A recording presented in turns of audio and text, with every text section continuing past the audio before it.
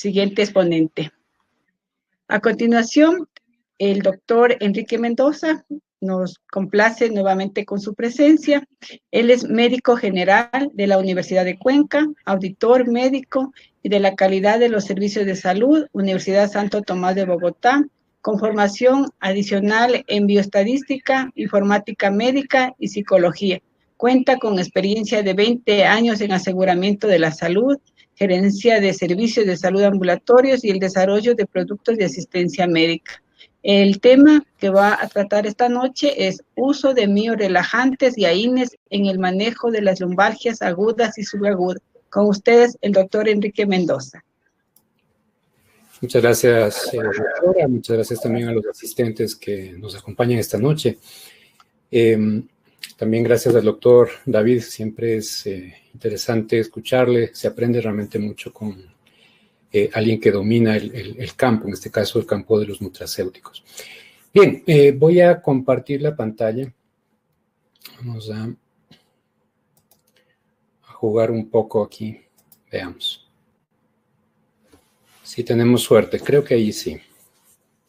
Bien, comenzamos esta exposición revisando el tema de fondo, que es el tratamiento de la lumbalgia, del dolor lumbar, una causa pues muy frecuente de consulta. Hemos escogido este tema porque realmente es relevante y sigue siendo relevante, no ha cambiado. Tengo experiencia también en seguros y en financiamiento de servicios de salud. Y este capítulo en particular es muy relevante, incluso en el ámbito farmacoeconómico, en general, como digo, del financiamiento. También tiene que ver con la incapacidad. Recuerden ustedes el impacto que tiene económico, los días de incapacidad que se relacionan a patologías de esta clase.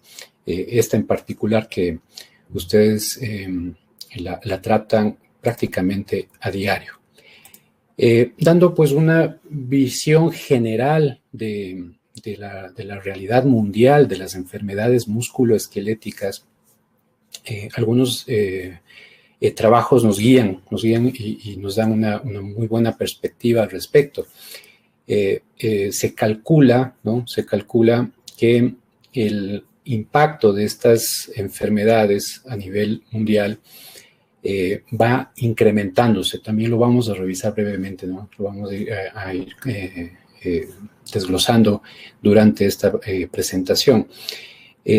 Los países desarrollados, o que consideramos más ricos, sufren más de enfermedades musculoesqueléticas. Y sabemos ahora, gracias a este estudio, por ejemplo, de Safiri, que es parte de un conjunto de estudios que se hacen cada 3 años, que la prevalencia de este conjunto de enfermedades es pues muy alta. Podemos ver ahí a la región andina también, marca tal vez un patrón pues bajo de prevalencia, pero es de todas formas relevante. Y la lumbalgia y el conjunto de las enfermedades que se relacionan con este síntoma aporta de manera importante a la prevalencia de este conjunto de enfermedades. Entonces, por ahí comenzamos hablando de la importancia de adecuado manejo, de considerar a esta enfermedad, a este síntoma que, bueno, se relaciona con un conjunto de patologías por su impacto. Continuando con esto de la relevancia, recuerden ustedes la consulta, ¿no? Cómo se nos llena a veces la consulta de pacientes que tienen que ser manejados por esta causa.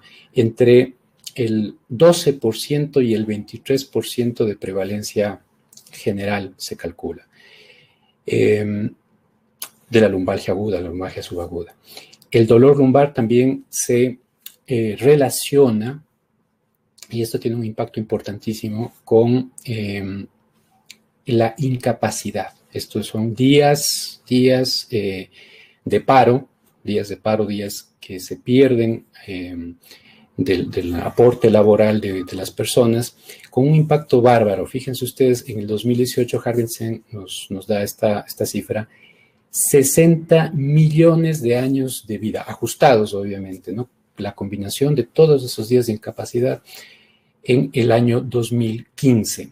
Y esa cifra es un 54% mayor a la que se calculó en 1990. Entonces, es un conjunto de enfermedades que van aumentando en frecuencia con un alto impacto para la población. Eso también ha motivado este tipo de acciones, por ejemplo, del Consorcio para el Dolor del Dolor de Espalda de Quebec, que están estudiando, ¿no? Están estudiando a esta enfermedad, a este síntoma asociado a diferentes condiciones desde diferentes puntos de vista, genético, epigenético, biomarcadores, en fin, por justamente la relevancia que tiene. Entrando ya un poco más en el ámbito clínico, no está de más recordar que esto es un síntoma, ¿no? La lumbalgia es un síntoma, no es una enfermedad, no se le considera per se un diagnóstico, pero es un problema en el ámbito clínico. Y nuestra misión es poder manejarlo de forma apropiada. Tiene una fisiología bien conocida, bien detallada en diferentes textos. Ustedes pueden encontrar puntos de vista alrededor de la fisiopatología. Tenemos causas mecánicas, neurogénicas, causas no mecánicas, incluso aquellas, y a veces que esas son las que nos preocupan un poco más, el dolor visceral referido, ¿no? En fin, esa fisiopatología, la vamos a desmenuzar un poco más adelante porque tiene una implicación a la hora de seleccionar el medicamento, la terapia que vamos a aplicar en nuestro paciente. Bien, avancemos un poco más aprovechando mejor el tiempo. Aquí vemos el cuadro general, más bien la evolución general de los eventos en la lumbalgia subaguda. Y esto es interesante. También lo vamos a citar nuevamente más adelante. Luego del evento inicial doloroso, existe una participación nosológica de los planos medios y profundos de la musculatura de la espalda. Ya lo vamos a revisar más en detalle. Este es un componente que varios autores han podido verificar, tanto por el examen físico como también por el apoyo de la electromiografía.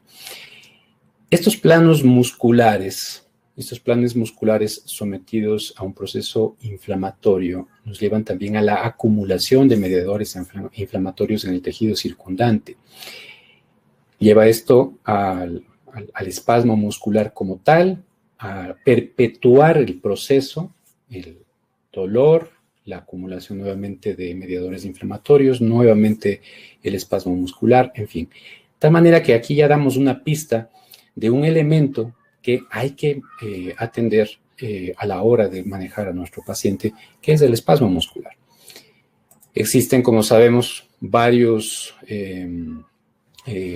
gatillos para la lumbalgia.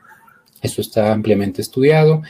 El NIOSH en Estados Unidos, por su responsabilidad en la salud ocupacional, ha encargado diferentes estudios. Aquí, por ejemplo, se listan diferentes movimientos asociados a la actividad laboral que nos llevan a experimentar lumbalgia.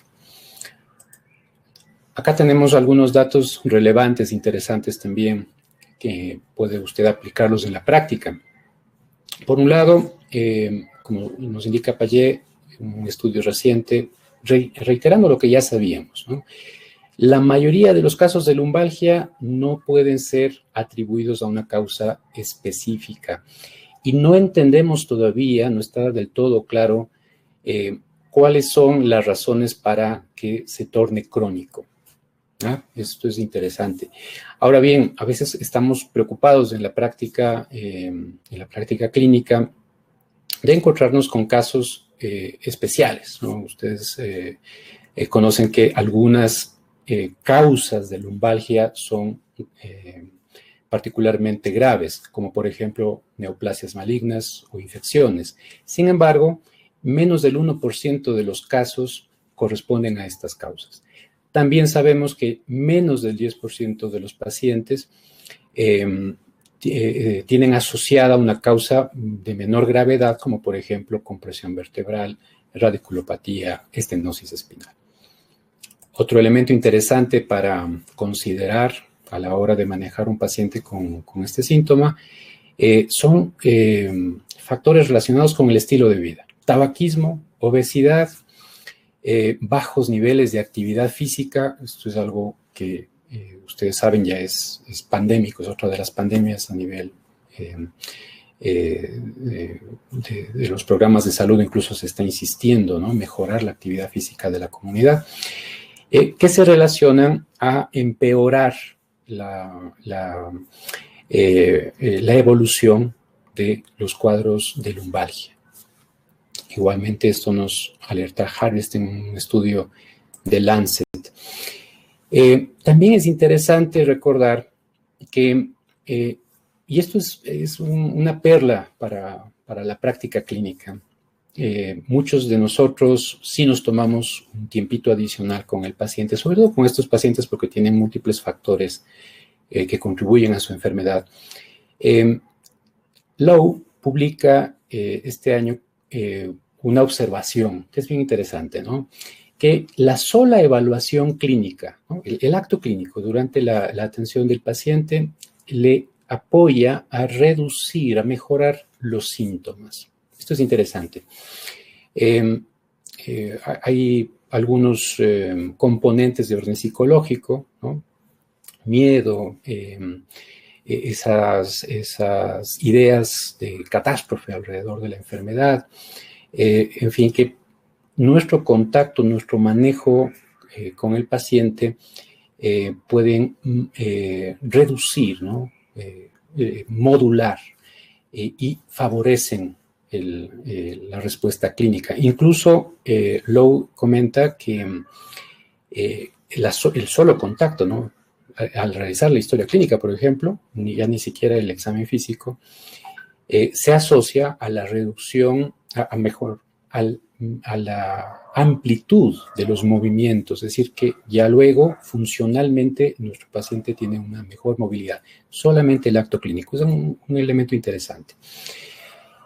También sabemos que el yoga, ¿no?, el yoga semanal, resulta efectivo para aquellos pacientes que sufren de estas molestias.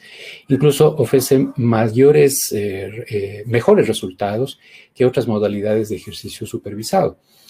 Algo que realmente es interesante de recordar, aplicar, incluir en nuestra terapéutica.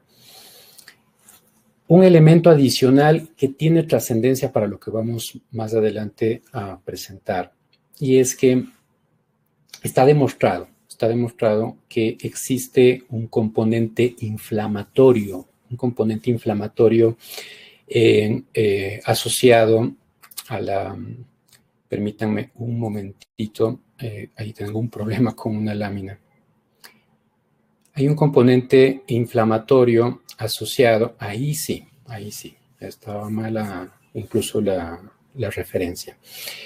Un componente inflamatorio asociado a estos casos. Ahora sabemos, por ejemplo, gracias al estudio de Morris, que en pacientes con lumbalgia aguda no específica es posible detectar un incremento del PCR. Y bueno, a través de una prueba especial también es posible determinar incrementos del factor de necrosis tumoral alfa en pacientes con lumbalgia crónica. ¿Qué nos recomienda Morris? Que hay que considerar, hay que tomar en cuenta este factor, este elemento, ¿no?, que tiene que ver con lo que vimos antes también en la fisiopatología, como parte del manejo, Entonces, recuerden ustedes, hay un componente de orden psicológico, hay un componente de orden inflamatorio, hay un círculo vicioso asociado a este proceso inflamatorio, a la afectación de planos profundos a nivel de la musculatura paravertebral, de la musculatura en general de la región dorsal, en fin, que deben ser considerados a la hora de decidir por la mejor terapéutica. Justamente al respecto, no está de más recordar el impacto que tienen todos estos otros factores en la evolución, incluso en la recurrencia en las recidivas de los casos, etcétera. Como bien anota Harvinson, existen varios factores involucrados en el desarrollo, en la fisiopatología de esta condición. Factores biofísicos, comorbilidades, lo que conversábamos de la obesidad, el tabaquismo, en fin. Incluso se están investigando factores de predisposición genética, ya otros propios de cómo se experimenta la enfermedad respecto de cómo se vive la condición médica, influenciada también, y eso hay que recordar, por factores de orden social. Entonces, todos estos elementos conviene siempre tenerlos presentes, si bien, y hay que decirlo, muchos de estos pacientes tienden a convertirse en consultadores crónicos, ¿no? Y eso en ocasiones modifica nuestra conducta frente al paciente. ¿Okay? Hay que recordar, aparte, que existe una plétora de opciones terapéuticas para el manejo de la lumbalgia aguda, de la lumbalgia subaguda, de la lumbalgia crónica. Estamos muy bien informados a través de protocolos, de revisiones sistemáticas, etcétera, de posibles opciones terapéuticas. La idea es encontrar la que mejor se ajuste a la realidad de nuestro paciente y que nos permita cumplir con unos objetivos terapéuticos que los vamos a revisar más adelante. Está también demostrado, y esto reitero porque es parte de la justificación para lo que viene a continuación, que independientemente de los múltiples factores que participan en el desarrollo de esta condición médica, sí hay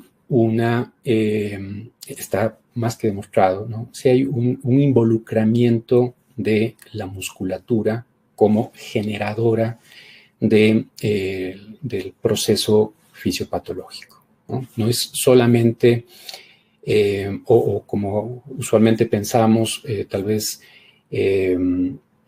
factores externos a la región espinal, ¿no? Estamos hablando de musculatura propia de la región espinal, musculatura profunda, y esto también ha sido identificado.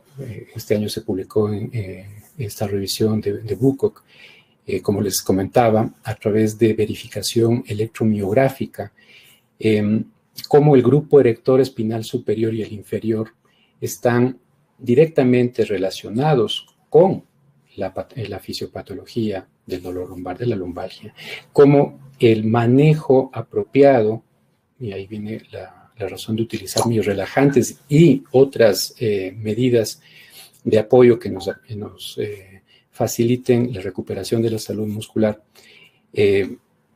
favorecen una adecuada evolución. Otro elemento a considerar es que en determinados escenarios, en determinados casos, pues no debemos correr riesgos. En determinados casos buscamos la ayuda de apoyos diagnósticos, de algoritmos, de una interconecta, en fin, que nos garanticen obtener los resultados, primero diagnósticos y terapéuticos más adelante. Bueno, lo que les comentaba anteriormente, el factor inflamatorio, que no hay que olvidarlo, en fin. Ahora bien, pensando en el manejo general que se da a la lumbalgia aguda y subaguda, existe en general un esquema, ¿no? Un esquema. Todas las guías coinciden en estos aspectos, ¿no? Existen medidas de orden no farmacológico que no deben olvidarse. Como les comentaba, y esto me parece como una perla interesante a explotar, ¿no? La sola evaluación clínica ya es parte del tratamiento que hacemos a nuestro paciente, ¿no es cierto? Está dentro de las medidas no farmacológicas.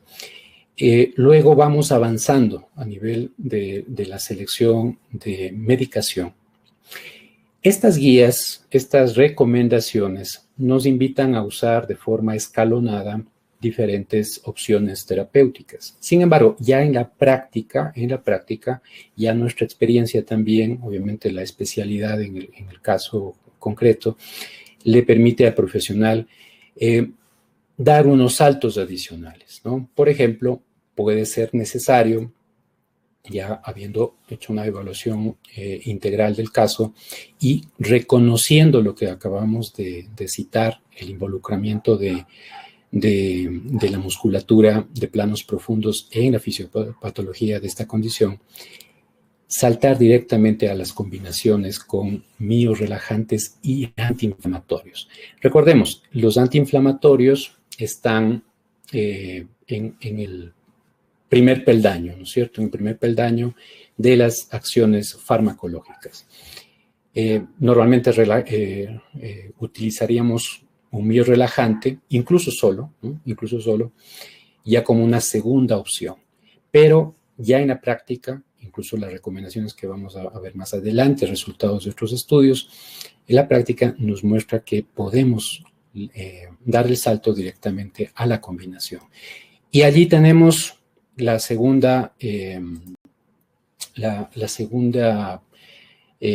parte, el segundo elemento de decisión, y es qué combinación es la más adecuada. Recordemos, con base en lo que estábamos tratando, que existe esta triada, ¿no? Contractura, inflamación, dolor. Está verificada, está sumamente estudiada esta triada. Entonces, nuestro tratamiento tiene que tender a manejar de forma integral, coherente, todos estos aspectos. Ahora bien, pensando primero en el nivel de los miorelajantes, tenemos básicamente dos clases en miorelajantes, de los que utilizaríamos para este tipo de condiciones. Aquellos que actúan a nivel central, pero a nivel superior, y otros que actúan a nivel central, pero a nivel medular, ¿no? A nivel medular, no a nivel encefálico. Los primeros de los que tenemos disponibles en el mercado, aquí cito los principales: ciclobenzaprina, cloxazona, pridinol, el carisoprodol, y del segundo grupo tenemos al tiocolchicócido. Y de él vamos a hablar también más adelante, ¿no? Este actúa a nivel de los receptores de GABA y de glicina, que ustedes bien conocen, son receptores inhibitorios, a nivel de la médula espinal. Lo que hace el producto es inhibir a la motoneurona, ¿cierto?, para que ésta relaje la musculatura. Esa es la función. La ventaja detrás de este mecanismo de acción es que en muy raros casos, porque hay que decirlo, algún paciente puede llegar a experimentar este efecto secundario, pero en muy raros casos el tiocolchicócido produce sedación. No así los 4 principios activos antes citados. Los 4 anteriores, todos ellos se asocian directamente a sedación y a otros efectos desagradables. Por ejemplo, sequedad de mucosas. Aquí está un cuadro, no lo vamos a poder ver de manera integral, pero quiero rescatar algunos detalles también. ¿Cómo son las recomendaciones de uso y eso qué impacto puede tener también en la práctica, ¿no? Por ejemplo, la ciclobenzaprina necesitamos de preferencia 3 dosis al día. Lo mismo para la cloxazona y para el pridinol. Cada uno de ellos tienen algún grado de efecto secundario, de efecto adverso, y generalmente aquel que nos preocupa, aquel que limita la utilidad del producto, es la somnolencia, ¿no? Entonces, al utilizar una alternativa, como bien tenemos aquí al tiocolchicócido, logramos el efecto terapéutico de controlar la contractura muscular, que a su vez crea ese círculo vicioso del que hablábamos, pero sin producirle al paciente aquellos efectos desagradables que comúnmente encontramos en estos tres principios activos y también pues en el carisoprodol, que también tiene pues algunas otras desventajas. Con esto atendemos un primer elemento, ¿no es cierto? El primer elemento que veíamos que tiene que ver con la contractura y su papel en la inflamación. Ya sabemos también que, con base en lo que se ha estudiado, que existen marcadores inflamatorios. Esto es verificado, ¿no es cierto? Marcadores inflamatorios. Debemos hacer algo con ellos también. En la práctica, con alguna frecuencia utilizamos acetaminofén para el manejo de la lumbalgia. Habrá momentos en los que sea indicado, que esté indicado por necesidades del paciente en particular. Sin embargo, como bien anota una revisión sistemática realizada por Cochrane, la eficacia terapéutica del paracetamol en esta condición no mostró ningún beneficio. No mostró ningún beneficio en comparación con un placebo. Entonces, ya mirando o pensando en las combinaciones, ¿no? Pues podría usted prescindir de acetaminofén, ¿no? Vamos a mirar justamente algunas referencias al respecto. Bien, avancemos un poco más. Volvamos al tiocolchicócido nuevamente. Existe mucha evidencia al respecto de su utilidad clínica en el manejo de esa contractura muscular. También existe, y esto también se está, siempre se ha referido, también existe un papel antiinflamatorio asociado al tiocolchicócido, ¿no? Bueno, sabemos a través de estudios como el que vemos aquí en pantalla que es una medida efectiva solo, en este caso solo, utilizado no en combinación para el manejo de la lumbalgia aguda. Otros estudios también nos muestran que ya combinándolo, y en este caso con diclofenaco, se obtienen unos beneficios, unos resultados terapéuticos mejores, ¿no? Mejores que si se utilizaran por sí solo. Esta aseveración que les estoy comentando también ha sido recogida, esto no lo tengo en esta presentación, en guías de práctica clínica de uso frecuente, como el caso de UpToDate, ¿no? Está eso, ¿no? Se confirma el hecho de que al combinar un miorrelajante, en este caso el tiocolchicócido, con un AINE, obtenemos una mejor respuesta terapéutica.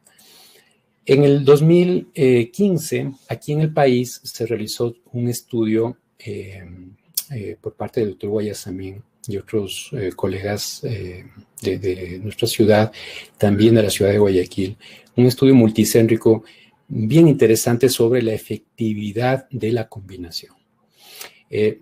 Por razones de tiempo lo voy a resumir así, ¿no? El efecto de la combinación del tiocolchicócido más el diclofenaco nos permite, yo uso esta frase con frecuencia, nos permite convertir el cuadro, ¿no? Nos permite convertir el cuadro con en donde el dolor, ¿no? El dolor es muy marcado, incluso en esta serie hay varios pacientes con grados severos de dolor, ¿no? Es decir, de 8 para arriba en escala visual análoga, convertir a esos cuadros en cuadros muy manejables, con dolor leve o inexistente.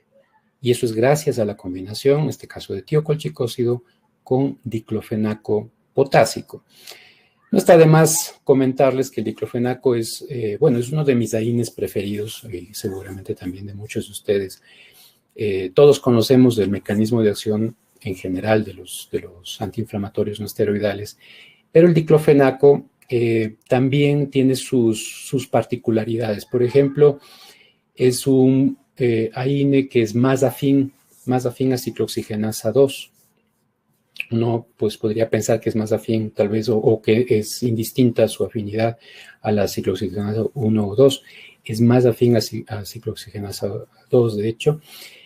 también tiene la propiedad de no solamente actuar sobre esta vía que conocemos muy bien, que es la del ácido araquidónico, sino también en otras citocinas proinflamatorias, ¿no? En otras sustancias proinflamatorias, como por ejemplo el complejo proteico NF-kappa beta, es asociado por otras vías a la reentrada de la inflamación, ¿no? Entonces el diclofenaco actúa por este lado, tendría un segundo mecanismo de acción también. Ahora, pensando en objetivos terapéuticos, ya nos han mostrado varios autores que la combinación es útil, ¿no? Ahora pensemos en cuanto a objetivos terapéuticos. CASEM en el 2017 nos trae estas dos perlas muy buenas, ¿no es cierto? Primero, obtener un alivio temprano y máximo del dolor, así como mejorar la movilidad y la función física. Esto en realidad se alcanza, esto en realidad se logra justamente con una adecuada terapéutica, medidas no farmacológicas y farmacológicas, si es el caso. La educación del paciente, un tema importantísimo. El contacto con nuestro paciente, como nos comentaba Moore en una de las láminas anteriores, en fin, son parte de un adecuado manejo del paciente con esta patología. Recomendaciones, en este caso del Colegio Americano de Médicos. Claro, nuevamente, medidas no farmacológicas, claro, y cuando sea requerido una combinación de relajante muscular más AINE. Nuevamente lo que les comentaba, ¿no? Esto está ya recogido en la evidencia. Mejoran el efecto terapéutico, definitivamente. Del otro lado del Atlántico, bueno, pues el tiocolchicócido es muy famoso también en Europa, eso cabe anotar. Se hizo esta revisión sistemática a cargo de Shiva y colaboradores. No les voy a poder presentar todo el reporte, pero es bien interesante cómo se concluyen algunos elementos claves, ¿no? Por un lado, si usted dispone, y ese es como el mensaje, ¿no? Si usted dispone de una droga que no produzca sedación, selecciónela, ¿no? Utilícela. En este caso, el tiocolchicócido. ¿Puede usarlo solo? Sí, claro. Obtiene usted un nivel de respuesta terapéutica, pero es mejor el resultado si lo combina con un antiinflamatorio. Acá pues la recomendación, diclofenaco potásico, que además inicia su acción un poco más temprano que la versión sódica. En líneas generales, revisando los resultados de Shiva, como digo, no nos podemos extender mucho, y esto que nos sirve además como conclusión de lo que hemos presentado aquí. Varios estudios nos guían, varios estudios y de buena calidad, nos guían hacia confirmar que los MIA relajantes son un medio terapéutico efectivo en los casos de lumbalgia aguda. A su vez, que pueden ser combinados. No solamente funcionan como monoterapia, que pueden ser combinados. Y esto es un elemento interesante. Recuerden ustedes que uno de los impactos que tenemos por causa de estas condiciones médicas es la incapacidad, ¿no? Los periodos de paro. Tan pronto como podamos llevar a nuestro paciente a una actividad física regular, una actividad laboral regular, también le estamos ofreciendo un beneficio a él y a su media, ¿no es cierto? Entonces, la combinación es un elemento clave.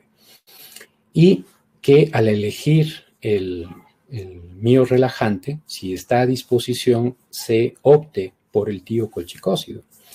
Es una opción lógica, digamos, porque obtenemos el resultado terapéutico que estamos buscando, es decir, controlar la contractura y el efecto de reentrada por acumulación de sustancias proinflamatorias alrededor del tejido que está contracturado y que eso nos vuelve a producir más contractura, en fin.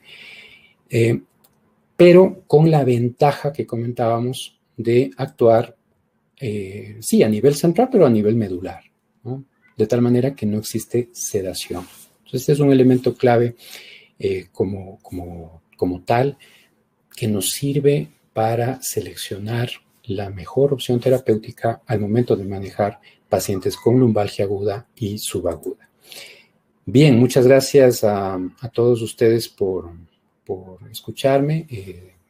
Les agradecemos infinitamente realmente por la oportunidad. Estamos a las órdenes siempre. Si desean realizarnos preguntas, me parece que hay dos opciones, ¿no? El chat y también, o únicamente el chat, mi doctora, no estoy seguro. Chat. Ya. Muchas gracias, doctor. Excelente su conferencia. Es a través del chat que están enviando las preguntas. Correcto.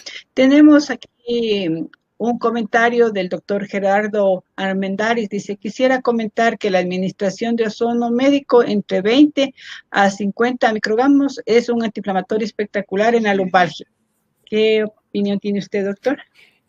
Bueno, en esta presentación no he explorado todas las medidas no farmacológicas y las medidas no convencionales, llamémoslo así.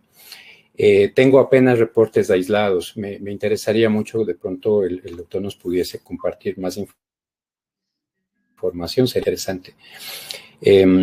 No podría realmente opinar más allá de lo que le comento. Muy amable, doctor. Muchas gracias. El momento igual, muchas felicitaciones, agradecimientos. Muy gentiles, muchas gracias. No tenemos ninguna otra pregunta. Yo creo que quedó muy clara y concisa la conferencia, su exposición. Un poquito acelerada para ganar un poquito de tiempo también. A veces toca así con esto del tiempo. Entonces le agradecemos mucho, doctor, por su conferencia y esperamos seguir contando con usted en las próximas también. Muchísimas gracias, a las órdenes. Que estén muy bien. Muy amable. Muy buenas noches, doctor. Gracias. Hasta luego. Hasta luego. Les vamos a dar unos avisos. Les invitamos para la próxima conferencia, que va a ser el día jueves 12 del presente mes. El tema es importancia de la resoleonímica como proceso biológico en el manejo de la osteoartritis, con el doctor Mario Díaz desde Colombia. También el siguiente tema es neuromodulación y su importancia en el manejo de la disfunción impactada por el estrés, con el doctor Wilfrido Campaña, es médico conferencista ecuatoriano.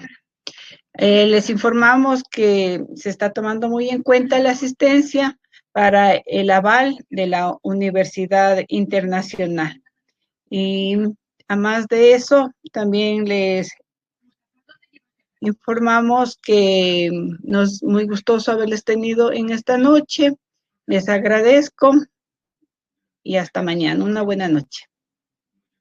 Igualmente, doctora. Muchas gracias. Gracias. Y muchas gracias al Laboratorio Gutis, perdón que me estaba dejándole, que es nuestro auspiciante principal, ya que sin ellos no podría ser posible realizar estos eventos. Muy amable. Gracias. Gracias también.